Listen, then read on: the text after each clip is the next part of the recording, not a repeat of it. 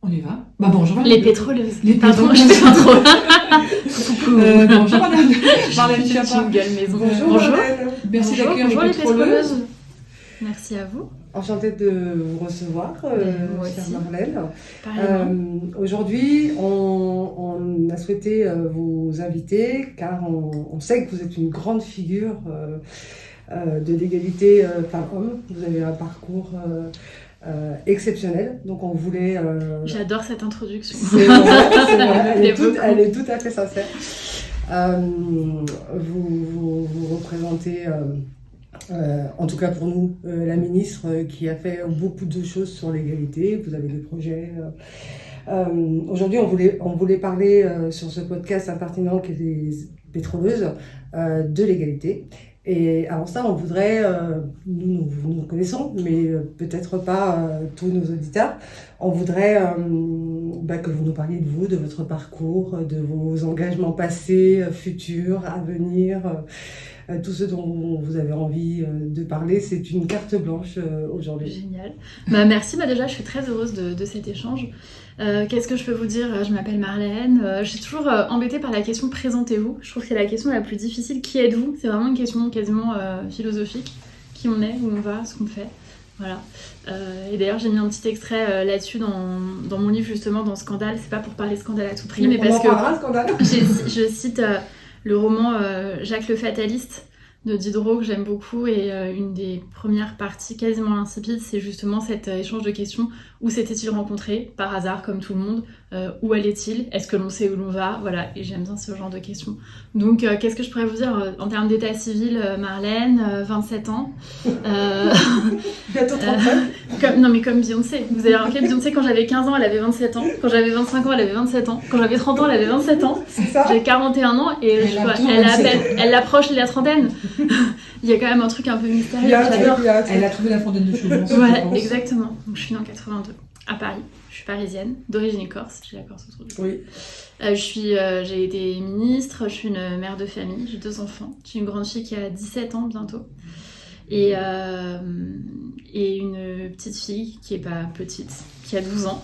Mais elle restera toujours petite. Voilà, oui, elle restera petite. Voilà, et c'est drôle parce que mes 2 filles se ressemblent pas du tout. Et d'ailleurs, ce matin, j'étais à l'infirmerie donc avec ma fille aînée pour remplir des documents.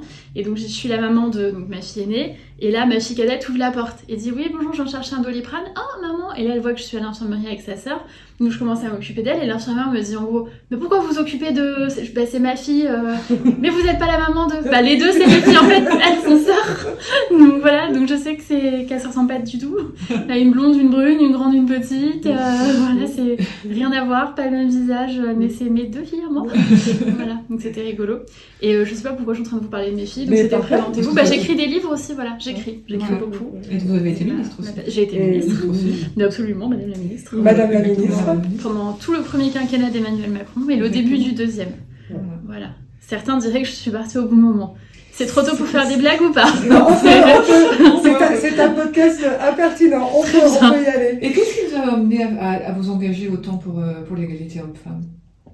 Et j'ai toujours eu beaucoup de mal à répondre à cette question parce qu'en fait, je me suis pas... Parfois, les journalistes me disaient « Quel jour vous êtes devenue féministe ?» Je me suis pas réveillée un matin en me disant « Je sens que je suis devenue féministe aujourd'hui. » Et en fait, je pense qu'il y a une succession de choses que j'ai observées. Moi, j'ai un père corse, une mère d'origine italienne, une famille méditerranéenne, très engagée, mais qui fonctionne quand même selon beaucoup de schémas assez anciens que j'essaie encore de déconstruire moi-même aujourd'hui. Mais je raconte souvent, mais ma fille, mes 2 filles d'ailleurs, se moquent de moi parce qu'il paraît que je dis tout le temps à mon mec « Reste assis, je vais le faire ». Donc elles me disent « Qui j'imite ? Reste assis, je vais le faire ». C'est maman. Et si les gens savaient que Marlène Schiappa, la féministe, passe son temps à dire à son mec « Tu veux que je te mette quelque chose ? Reste assis ». Voilà. Après, je dirais qu'il y a aussi de la civilité et que quand on est avec des gens, on a envie de... Voilà. Non, il y a de l'amour aussi. Il y a de l'amour aussi, voilà. Moi, c'est pareil avec mon homme. C'est-à-dire qu'effectivement, pour mon bien-être et le sien, des fois, je lui dis reste assis, tu veux un café, mon chéri ? Exactement. Et puis, on va rappeler que les hommes ne sont pas nos ennemis, donc on partage. Tout à fait. Absolument, merci, je leur dirais en ces termes. Et j'ai encore digressé, je ne me souviens plus quelle était la question. Non, c'était d'où venait votre engagement. Ah oui, d'où venait mon engagement. Écoute, quand j'étais petite, je voyais que mes cousins et moi, si on était en train de faire une cabane, par exemple, on appelait toutes mes cousines, ma sœur et moi, pour aller préparer le repas, faire la table, etc. En revanche, mes cousins, ils pouvaient rester faire la cabane. et je comprenais pas trop pourquoi. Parce que moi je regardais beaucoup Lady Oscar, quand j'étais vraiment toute petite j'avais les cheveux courts, j'aimais les voitures, enfin je pense que j'avais pas eu le mémo tuer une fille, on m'avait pas dit, voilà. Donc après j'ai compris petit à petit, mais là je me disais mais en fait pourquoi certains doivent aller faire le repas et pas d'autres, pourquoi justement certains, et c'est drôle, en truc transgénérationnel, mais pourquoi mon arrière-grand-mère et ma grand-mère sont debout, font le repas, et mon arrière-grand-père, mon grand-père, mon père, mes oncles et tout sont à table et mangent le repas qu'ils n'ont pas fait. Et ensuite, quand j'ai grandi, le harcèlement de rue, me faire suivre dans la rue, les mecs, je me souviens quand j'étais avec ma sœur dans le métro, on n'était pas très vieilles, on était pré-ado, un exhibe qui a ouvert son impair et qui a commencé à se toucher devant nous dans le métro. Nous, on a été prises d'un fou rire, mais parce qu'on était deux et parce qu'on était surprises. Je veux dire, on n'aurait pas été deux, voilà. Le nombre incalculable de fois où j'ai été suivie, agressée, harcelée et compagnie dans la rue, dans le métro. La difficulté que j'avais à intéresser les adultes à ce sujet-là. Différents sujets de violence sexuelle, de violence intrafamiliale et compagnie, où je voyais bien qu'en gros, il y avait des gens violents qui étaient les hommes et des gens qui étaient victimes qui étaient les femmes. Et ensuite, en ayant ma fille, en me rendant compte au travail, quand j'étais enceinte, je travaillais chez Havas, et je commençais à m'intéresser à ce que ça fait d'être maman, etc. Et je voyais que les hommes, ils faisaient toujours des très longs déjeuners au resto. Et les femmes, elles déjeunaient d'un sandwich ou d'une salade, en train de commander les courses, appeler l'orthodontiste, l'orthophoniste, le pédiatre, les vaccins, les trucs. Et je leur disais, mais pourquoi en fait ? Elles étaient toujours en retard, toujours en train de courir, et les hommes avaient l'air toujours assez chill en fait. Et quand je leur demandais pourquoi, je comprenais que les femmes s'occupaient beaucoup plus des enfants que les hommes. Et encore une fois, c'est pas un truc de guerre femmes-hommes, mais c'est un truc qu'on a accepté collectivement, que c'était comme ça, que la responsabilité de la famille pesait sur la femme davantage.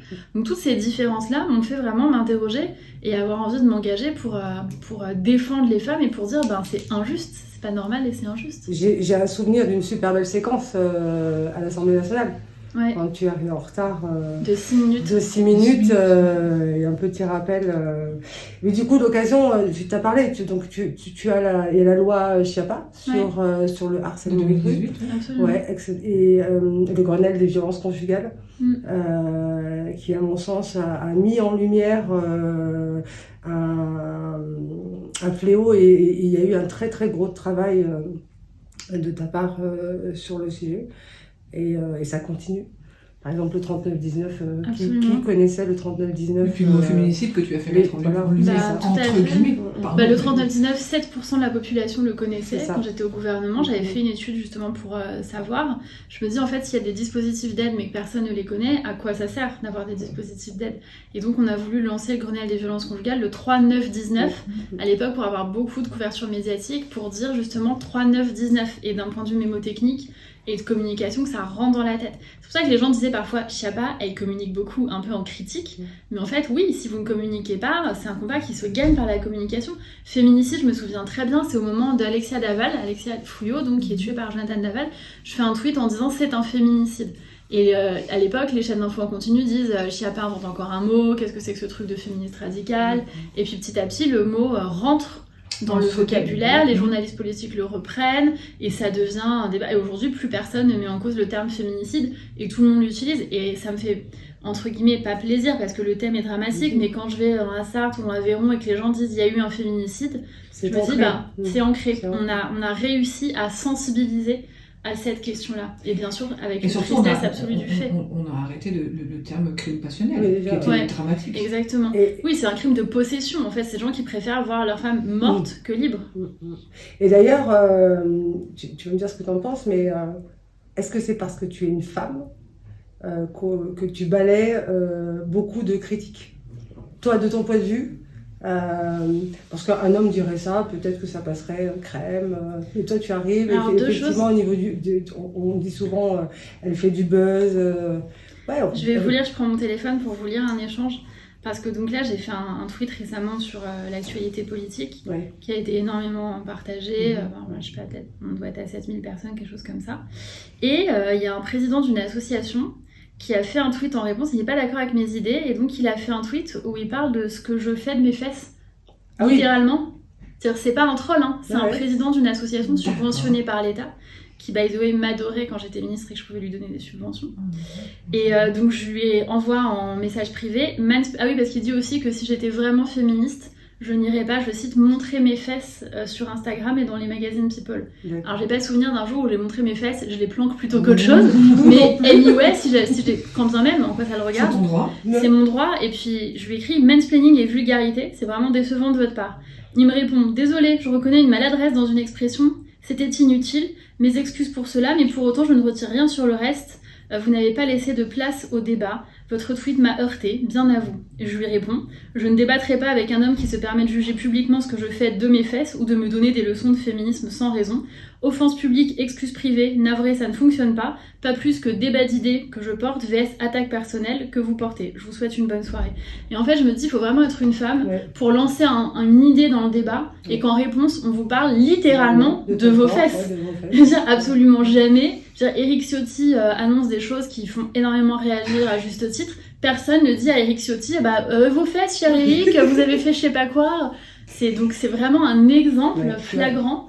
On sexualise toujours la femme et on la rabaisse par ça. On la sexualise, on discrédite ses compétences, on la rabaisse, on veut lui montrer que c'est une femme et qu'on est un homme, et donc quelque part on est un peu... Benjamin Biolay, le chanteur, je sais pas pourquoi il a une espèce d'obsession sur moi. Déjà pendant le Covid, il me mettait plein de commentaires, je le suis pas, il me suit, je le commente jamais ses trucs, il commente mes trucs sans cesse. Le mec a une constance dans l'acharnement en tout cas. Là pareil, je fais un truc, il me répond, voilà, donc je lui dis, écoutez, vous présentez quand même cette gauche aisée, mondialisée, qui passe d'un salon à l'autre pour donner son point de vue, n'avait pas compris les ressorts du vote RN, et je lui dis, moi je suis pour distinguer l'homme de l'artiste, donc j'aime beaucoup vos chansons, mais vos positions, je les trouve vraiment, en gros, bas de plafond. Et il me répond, oui, je pense que les ministres ne devraient jamais devenir des influenceuses. Je pense qu'il ne dirait pas ça à un homme. Non, il ne dirait pas ça à Mounir Majoubi, qui a été ministre et qui est très présent sur les réseaux, ou à Cédrico. Il lui dirait pas, vous êtes ministre et vous êtes influenceur. Donc c'est une manière de te ranger à ton sexe et de te dire, femme, il y a des cases. Il y a la case fesses, influenceuse, et on te dit ça pour te dénigrer et pour te rabaisser. Moi, je suis un homme, je suis sérieux. Le type n'a pas fait une loi de sa vie. C'est quoi son engagement politique, à part avoir fait une manif ou une pétition d'artistes pour dire qu'il soutenait le candidat de la gauche, du camp du bien, etc. Je crois pas que ce soit faire quelque chose. Moi, vous l'avez rappelé, je passais des nuits entières à défendre des lois, aller sur le terrain, apporter des choses. On peut être pour ou contre, mais en tout cas, c'est indéniable cet engagement-là. Mais c'est pas grave, un type qui n'a jamais eu d'engagement peut venir et décider c'est lui qui valide ou qui valide pas votre engagement, votre rôle dans la société. Ça n'arrive qu'aux femmes, en fait. C'est un dénigrement. Les femmes ont des compétences, alors peut-être que ça fait peur. Et d'ailleurs, c'est une transition toute choisie, puisqu'on va parler de compétences et on va parler d'active. Avec plaisir. Que peux-tu nous en dire? Pourquoi ça a émergé? Mais en fait, j'ai travaillé pendant très très longtemps sur la place des femmes au travail, puisque j'ai présidé pendant 10 ans un réseau qui s'appelait Maman Travail. Et c'est ça, à la base, c'est mes premiers livres, c'est Plafond de mer, comment la maternité freine la carrière des femmes, etc. Et ensuite, j'ai beaucoup travaillé sur les violences. À partir de 2015-2016, j'ai écrit un livre qui s'appelait Où sont les violeurs, bien avant MeToo, dans lequel je disais que autour de moi, j'ai plein de femmes qui ont des choses à raconter sur des violences sexuelles vécues, que c'est tabou, qu'on a intégré que c'était une forme de fatalité. Et je partais d'un déjeuner où on était 10 copines et on était 10 à avoir vécu des violences sexuelles, et on en parlait de façon extrêmement, entre guillemets, légère. Et c'était une manière de dire, en gros, on a accepté que c'est la fatalité et que comme on est des femmes, ça nous arrive à un moment de notre vie. Et en revanche, autour de moi, je ne connaissais aucun homme qui allait dire « Ah oui, alors moi j'ai suivi une femme dans la rue, je lui ai mis une main aux fesses, je l'ai agressée, je l'ai forcée à avoir un rapport sexuel alors qu'elle dormait, je l'ai violée, etc. » Aucun homme ne dit ça. Et du coup, je posais cette question, ils sont où les violeurs en fait? Ces violences, elles ne surviennent pas toutes seules. Donc je posais cette question sur la culture du viol, et ensuite j'ai fait une note pour la Fondation Jean Jaurès qui s'appelait « Pourquoi la question des violences sexuelles doit redevenir la priorité du mouvement féministe en France ?» Ça n'était plus le cas à cette époque-là. Et donc j'ai pensé que la question des violences, elle était centrale et qu'on ne peut pas être libre, on ne peut pas réussir professionnellement si la question des violences n'est pas traitée. Je l'ai portée pendant plus d'une dizaine d'années, dont 6 ans et demi où j'étais au gouvernement. Et j'ai souhaité ensuite passer au sujet d'après, entre guillemets d'après, qui pour moi est la question de la réussite des femmes, qui reste un tabou, parce que je pense que justement on ne peut pas avoir... Toutes les femmes, quand elles sont représentées dans les médias et dans le débat public, elles ne peuvent pas être représentées que comme des victimes.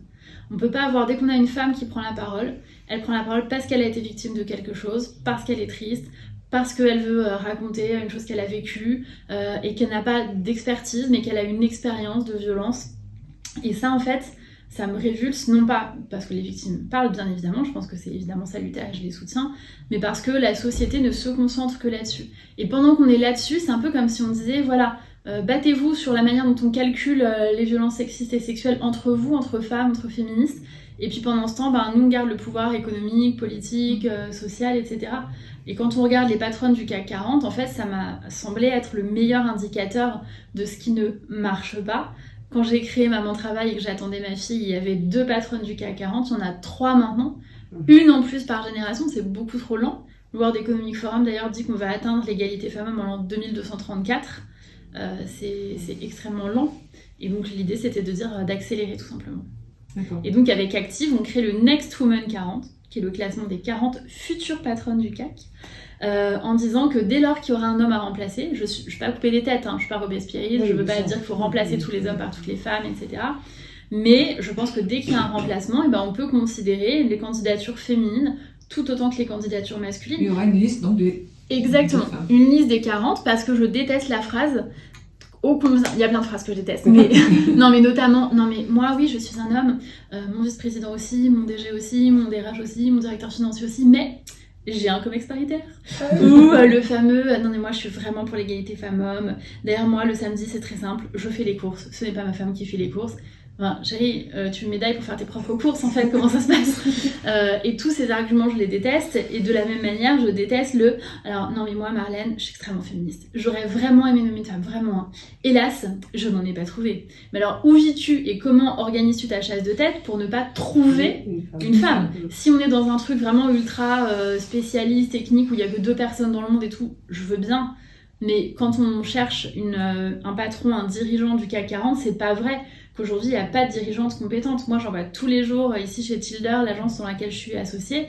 On voit des femmes dirigeantes qui sont patronnes de business unit, qui sont DGA, qui sont patronnes de grosses ETI, qui sont complètement fondées à diriger des boîtes cotées. Et pourquoi pas elles en fait? Donc voilà, j'avais envie de les mettre en lumière et j'avais envie en fait de faire quelque chose d'utile pour les autres femmes. Je me suis dit, je veux pas porter une cause qui est ma cause à moi. Je veux porter quelque chose qui soit vraiment au service des autres femmes. Moi, j'aspire pas à devenir patronne du CAC 40, j'en ai pas le parcours et j'en ai pas l'aspiration, mais j'ai envie d'aider ces femmes qui se sont acharnées pour réussir 2 fois plus que les hommes et d'essayer de les hisser et de les soutenir jusqu'à la dernière marche qu'elles n'avaient pas encore franchie. Et c'est un travail, j'ai envie de dire, paritaire, parce que tu as un board, mais tu as aussi un conseil des alliés, et oui, il y a des hommes. Exactement. Je considère qu'on fait rien sans les hommes. Moi, mon but, c'est la mixité à terme. C'est qu'on puisse être femme-homme dans un même espace de transport, de loisirs, de travail, et que tout ça se passe très bien. Je suis pas du tout pour la non-mixité. On n'est pas en Iran, et fort heureusement, les femmes et les hommes peuvent être amis, se parler, se mélanger, travailler ensemble, et c'est pour le mieux. Et du coup, j'ai voulu avoir un cercle des alliés avec des hommes qui sont des hommes de pouvoir.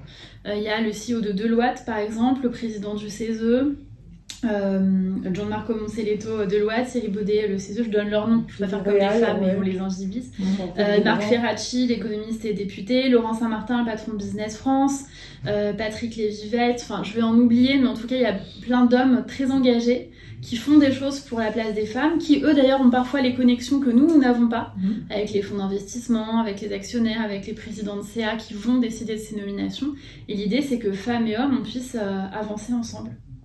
Et c'est parti pour ça, c'est parti. Alors après c'est pas facile parce que il faut déterminer les critères. Comment on fait une petite annonce de patronne du CAC 40, le portrait robot, et on s'aperçoit que même nous les femmes on a tendance à mettre plus de critères pour les femmes que pour les hommes. On est plus exigeante. On est plus exigeante. Dans notre boucle on commençait à dire mais avec que des femmes du board qui sont que des très grandes professionnelles, qui sont des dirigeantes, présidentes de réseau, des chasseuses de tête elles-mêmes, des journalistes économiques, et on commençait à dire oui, il faudrait qu'elle ait 20 ans d'expérience, un rayonnement international, qu'elle parle plusieurs langues, qu'elle soit experte de l'impact, qu'elle démontrait sa sororité. Et au bout d'un moment, j'étais là genre waouh, si je compile tous les critères de tout le monde, ça va pas marcher. Et on demande pas ça à un homme. D'ailleurs, du coup, j'ai lu quelques noms de patrons du CAC 40. Ils sont pas du tout connus, ils peuvent aller faire leurs courses extrêmement tranquilles. Donc la notoriété ne doit pas être pour moi un critère pour devenir un patron du CAC 40, par exemple. Et on la demande pas à un homme, je voudrais qu'on la demande pas à une femme. Exactement. Le temps avance. Oui. Et alors, oui, donc le temps avance, et donc du coup, on va parler, pour finir, de scandale. Scandale. J'adore le titre. Moi aussi, j'adore dire scandale. Parfum de scandale. D'ailleurs, il y a un parfum qui s'appelle Scandale, Oui. vous vous souvenez de la Oui, pub oui. Et c'était Madame la Ministre, Madame la Ministre. Ah bah voilà. La ministre qui montait les marches pour aller au Conseil des ministres et qui avait encore son truc de soirée de la ça. veille et qui était... C'est ça. voilà. C'est ça. Puisque ma sœur me l'a offert pour rigoler quand j'étais au gouvernement et que le parfum est sorti. C'est vrai. Elle me l'a offert en disant Madame la Ministre, Madame la Ministre. Voilà, on s'amuse comme on peut. Bah oui. Heureusement. Oui. Heureusement. Donc il sort bientôt le 19 Il juin. sort le 19 juin, il Ouais. est déjà disponible en précommande sur D'accord. tous les sites habituels. Ouais. Et c'est un roman, c'est vraiment une romance pour l'été. Alors qu'il y a à la fois une intrigue politique, parce que donc c'est une femme ministre, et donc elle a un rival au gouvernement, et donc voilà, on suit ce complot, quasiment cette intrigue politique. Ouais. Et en même temps, bien sûr, c'est une romance, donc le genre, c'est les comédies romantiques. Ouais. Donc il y a une rencontre, Ouais. une histoire d'amour, et peut-être plus si affinité. D'accord. Et pas mal de scènes un petit peu pimentées. C'est Explicite. C'est bien. Moi je trouve Ça que va pour être- l'été c'est bien. sur ça la plage. va être Exactement. léger, ça va à lire, acheter et à lire, Ouais. Rapidement. J'espère, ouais. Ouais, surtout avec le joli petit contexte qu'on a actuellement. Alors je Ah sais oui. pas, on en parle pas, mais voilà. Mais c'est exactement ce que je montre dans le livre, c'est-à-dire qu'en fait, en politique, tout est instable. Vous Ouais. régnez sur du sable en permanence. Ouais. Vous pensez que vous êtes dans une situation... Enfin, moi, dans mon histoire, Jasmine, la ministre de l'Intérieur, part à New York pour un déplacement, et en 24 heures pendant qu'elle est à New York, tout fout le camp. Et justement, elle essaye de comprendre comment les choses ont pu basculer aussi vite à ce point. Et là, je me dis, quelqu'un qui a dormi 24 heures quand le président a décidé de dissoudre l'Assemblée nationale, qui se réveille, il se dit wow. Ouais, c'est un autre monde. Et Ouais, c'est un autre monde. En fait, tout peut basculer très vite. Et les gens dont vous croyez que ce sont vos proches, en fait, ce ne sont pas du tout vos proches. Il y a des trahisons à tous les étages, des tentatives de complot, les choses les plus improbables que vous imaginez. Après, je me suis fait un peu plaisir aussi en détournant certains codes. J'ai raconté le défilé du 14 juillet le plus improbable possible, avec une scène un peu on laisse pas bébé dans un coin, où elle a été rétrogradée, elle est au fin fond du défilé.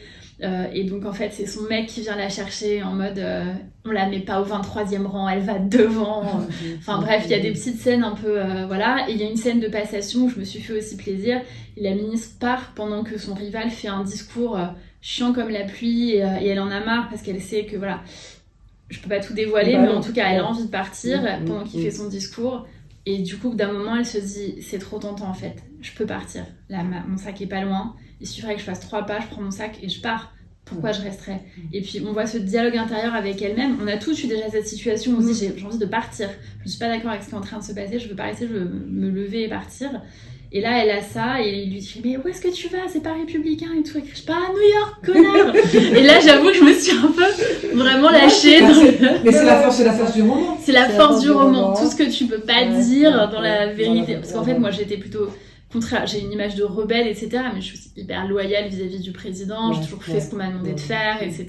Jamais j'aurais fait quelque chose Je crois pareil. qu'elle a été une des rares qui l'a suivi, enfin qui le suit jusqu'au bout. Ouais. Va même mettre, enfin, De du moins qui l'a suivi jusqu'à présent. Oui, jusqu'au bout. moi, en fait, Qu'il a toujours défendu. C'est vrai, mais en fait, je vais vous dire un truc, je vous confie quelque chose, mais en fait, moi, je suis très loyale, et je suis même trop loyale, et j'ai même suivi un accompagnement psy sur mon rapport à la loyauté, parce que j'ai un truc comme ça, je sais pas d'où ça vient, si c'est mon éducation, si c'est moi, je sais pas, mais la trahison, c'est vraiment la chose que je ne supporte pas. Mais au-delà de tout, c'est-à-dire même faire quelque chose dans mon dos, pas me prévenir et tout, c'est vraiment quelque chose que je prends très mal, avec mes amis, avec ma famille, avec mon mec, même avec mes enfants. Et la loyauté, pour moi, c'est fondamental. Moi, si je suis dans une loyauté avec quelqu'un, je suis à fond, je suis loyale avec mes amis, je prends fait et cause pour eux, j'embrasse leurs trucs, je ne fais jamais rien dans le dos des gens. Je dis si j'ai un désaccord, mais jamais je n'irai nuire à quelqu'un dans son dos.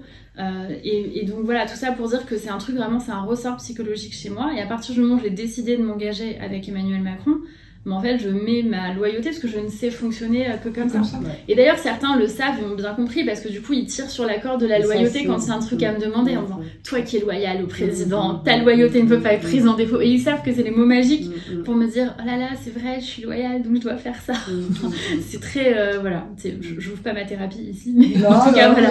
Non, mais je crois que c'est important, la loyauté. La confiance en l'autre. C'est important, et quand on te connaît, Et j'ai une petite question, allez, on y va. Marlène, présidente. Ah non, mais tu me regardes. Non, alors enfin, cela dit, j'ai 40 ans, ça se trouve, dans C'est- 20 ans, bah, écoute, bah, ça je va, me dirais, ouais. c'est mon moment. C'est ton moment, Jacqueline, vas-y. Allez, It's for you. ah, on n'a pas, égalisé, il n'y en a pas. Il n'y a pas de femmes. Bah, c'est vrai, mais ça, par contre, tu vois, une fois que je t'ai dit je suis hyper loyale et tout, en revanche, ça, c'est vraiment un échec de la Macronie. Je trouve qu'on avait réussi au début à mettre sur la ligne de départ plein de femmes. Moi, j'étais dans la commission d'investiture qui allait chercher des femmes candidates députées, etc. Et au final, quand tu regardes les femmes qui sont aujourd'hui des femmes politiques de premier plan en exercice, bah t'en as pas, t'avais Yael Braun-Pivet, présidente de l'Assemblée nationale. Avec la dissolution, je ne sais pas quel sera son avenir politique. Je viens d'avoir une vision d'horreur. Si, on peut avoir une femme présidente. Ouais. Donc oui, il y Non, a du boulot. Moi, je pose une question qui paraît peut-être idiote, je ne sais pas, mais je pense pas. Est-ce que les Français sont prêts à avoir une femme présidente? Eh ben je sais pas, tu sais, au moment de l'élection d'Hillary Clinton, de sa primaire, il était démontré que les femmes n'avaient pas voté pour Hillary Clinton. Ouais. Et en fait, quand tu regardes, et moi je suis passionnée par les études d'opinion, j'ai passé vraiment des heures entières et des nuits entières à analyser les études d'opinion, mais y compris pas les miennes, d'autres ministres, pour voir comment sont structurées les opinions. Bah, auprès des femmes, les hommes ministres sont beaucoup plus populaires.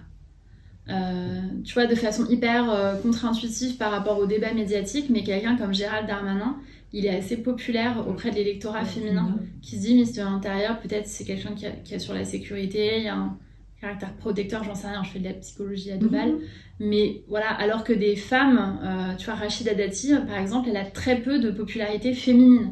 Elle est très populaire chez les hommes, chez les jeunes, chez l'électorat plus âgé. Mais pas chez les femmes. Moins chez les femmes, moins qu'elle ne pourrait l'être, moins que des hommes ministres, moins que Gabriel Attal, moins qu'Edouard Philippe. Sororité quand tu nous tiens. Ben en fait, je pense que la femme politique, c'est une femme qui brise les tabous par nature. C'est-à-dire, elle n'est pas chez elle avec ses enfants en train de faire des tartes aux pommes. Elle est par nature à l'extérieur. Elle prend la parole publiquement. C'est-à-dire, elle n'est pas juste dans un rôle de ah oui, je suis d'accord, ou je soutiens quelqu'un. Elle se met en avant. Elle se met en avant, il y a sa tête sur les photos, elle parle pour elle-même, elle a ses propres idées. Et c'est vrai que dans le débat politique, on t'accepte si tu rentres dans une case. Tu me demandais parfois pourquoi peut-être parfois je cite des réactions aussi extrêmement virulentes, en positif comme en négatif. Hein. Mais c'est-à-dire, je vais prendre la parole, je vais avoir 600 on vous adore, c'est génial, on est avec vous, continuez, vous êtes vraiment notre idole, et 600 je te déteste, crève, salope. Donc la vérité est peut-être au milieu de ce truc-là. Et quand tu rentres pas dans les cases, au-delà d'être une femme, quand t'es hors case et que les gens du coup peuvent pas te mettre dans leur petit tiroir bien rangé, bah c'est vrai que ça les bouscule parce qu'ils se disent en fait si personne n'est dans sa case, moi non plus peut-être je suis pas obligée d'être dans ma case, et en fait ça bouscule quelque chose dans les certitudes des gens, je pense. D'ailleurs, pour continuer par rapport aux opinions, je te suis là-dessus, c'est-à-dire que l'électorat de Marine Le Pen, par exemple, au niveau des jeunes et des femmes, était à moins de 10% quand elle était, elle, candidate. Et Bardella, il a plus de 35% au niveau des femmes. Bah ouais. Donc il est monté... Mais carrément. Et même au niveau des jeunes, tu vois, ma fille, hier soir, elle chantait « La jeunesse emmerde le Front National ». Donc je lui dis « Ah bon, chérie, la jeunesse emmerde le Front National ?» Et elle me fait « Bah, c'est une chanson, hein, parce que la jeunesse, elle like le Front National. Hein, quand tu es sur TikTok, et il y a Bardella à tous les étages. Et voilà. Tous les extrêmes, hein, de toute façon. On est arrivé dans une situation... Mais plus effectivement, Bardella qui devait faire une tabula rasa sur tous les... Et t'as un truc fou, moi, quand je dis à ma fille « Mais pourquoi tu vas pas aux jeunes avec Macron ?» En fait, elle éclate de rire. Pour elle, c'est même pas une option. C'est-à-dire que quand t'es en première ou en terminale au lycée, ton option, c'est soit t'es NUPES, et t'es militant radical de gauche, soit effectivement t'es Bardella. Il y a très peu de... Il n'y a plus de nuances. Mon fils, tu te dis, ouais, ok, comment on en est arrivé là. Mais bon. Après, c'est bien d'avoir des convictions politiques,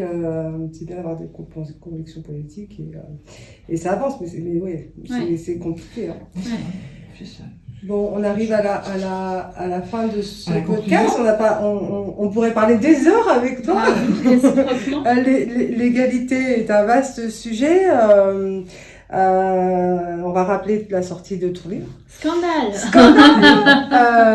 Dans toutes les bonnes librairies. Et avec une belle couve rose, avec un très beau basketteur dessus. Sauf que je dis parce que je me suis battue pour la couverture, parce qu'au début on m'avait fait des propositions qui étaient un peu plus neutres, et moi je voulais absolument avoir un beau basketteur, un mec grand musclé qui correspond à la définition, et une fille un peu moins sage. Parce qu'au début on m'avait proposé une nana en tailleur. J'ai dit non, en fait, c'est une ministre, mais c'est une ministre complètement wild, sauvage et tout. Donc, faites-moi des cheveux décoiffés, les mains à la taille, un truc un peu affirmé, et voilà. Et ça fait plaisir aussi de lire des livres avec des femmes puissantes comme héroïnes. Pas puissantes au sens de femmes de pouvoir, mais au sens de qui décident de leur vie. Et puis, y compris avoir des scènes explicites, c'est un acte politique en soi, je trouve aussi. C'est-à-dire que les femmes ne sont pas que des objets du désir des autres, elles sont aussi des sujets désirants avec leur propre vision de la sexualité. Si on laisse que les hommes raconter la sexualité, en fait, on va avoir une vision complètement déformée de ce qu'est la vie sexuelle des femmes. Et sur ces belles paroles, on te dit merci. Merci. C'est moi qui vous remercie. Et puis, à bientôt. De toute façon, on se croisera, recroisera à très vite. Très vite. Merci beaucoup. Au revoir, Marlène. Ciao.